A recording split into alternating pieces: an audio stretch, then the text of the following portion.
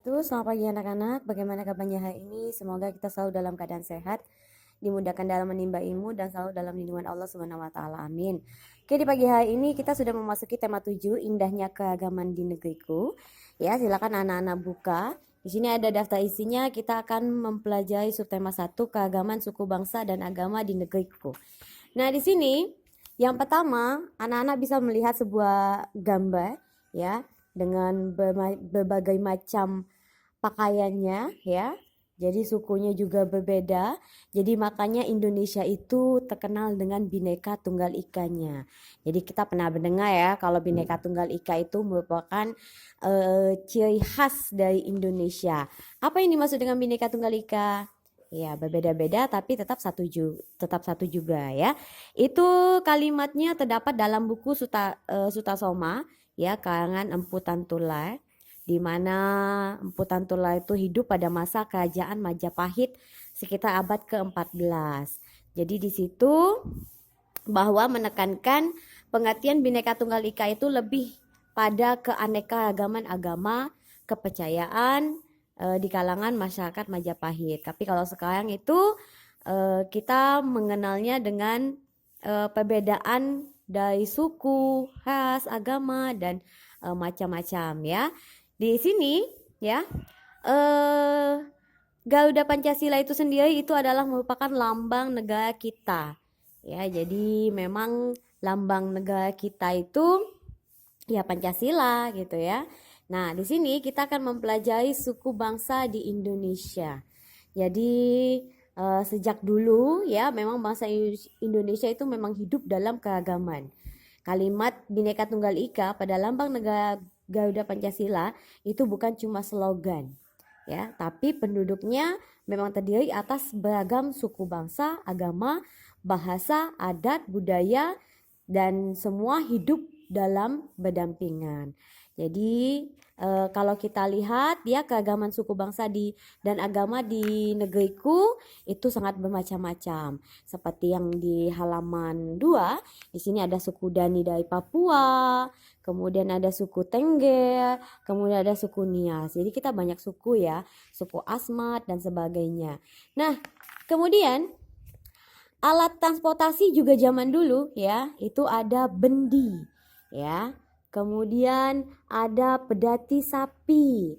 Kemudian ada pedati kerbau. Kalau di Jogja sekarang ini yang masih ada itu andong ya. Nah, jadi di setiap daerah itu kita akan menjumpai transportasi yang berbeda-beda. Tapi kebanyakan kalau transportasi seperti ini mungkin sudah agak jarang ya. Kita sekarang yang hampir sama yaitu kendaraan bermotor dan motor dan mobil dan sepeda ya. Tapi kalau kayak gini ini hanya ada beberapa di daerah saja. Oke, kemudian eh kegiatan misalnya ya mendorong ini ya kegiatannya dia mendorong apa nih? Bukan mendorong ya, tapi dia menarik ya. Jadi menarik kalau dia menarik ini itu namanya disebut dengan gaya. Kemudian kita mendorong buku ya. Nah, ini juga termasuk gaya. Jadi aktivitas yang kita lakukan ya terhadap meja sehingga bergeser atau terhadap buku sehingga dia bergeser itu termasuk gaya. Jadi apa yang dimaksud dengan gaya? Gaya itu adalah dorongan atau tarikan yang dapat menyebabkan benda bergerak atau berubah bentuk. Ya, seperti ini. Ya, apa menyebabkan dia mobil pada gambar di samping dapat bergerak? Karena itu ada gerakan mendorongnya. Kemudian ada lampu menyala ya. Ada ada paku yang bisa ditarik oleh magnet, kemudian pohon jatuh. Ini semua gaya, ya. Jadi ada gaya gravitasi, ada gaya otot, gaya listrik, gaya magnet, dan gaya gesek. Jadi itu adalah macam-macam gaya yang sudah disebutkan di sini ya, di gambar ini. Kemudian ya, kita juga akan mempelajari seni gerabah di Indonesia. Jadi anak-anak bisa lihat ya teks di halaman 8 itu ada kita biasa kenal dengan kendi ya. Jadi gerabah itu merupakan alat-alat dapur untuk masak, memasak dan sebagainya yang dibuat dari tanah liat yang kemudian dibakar.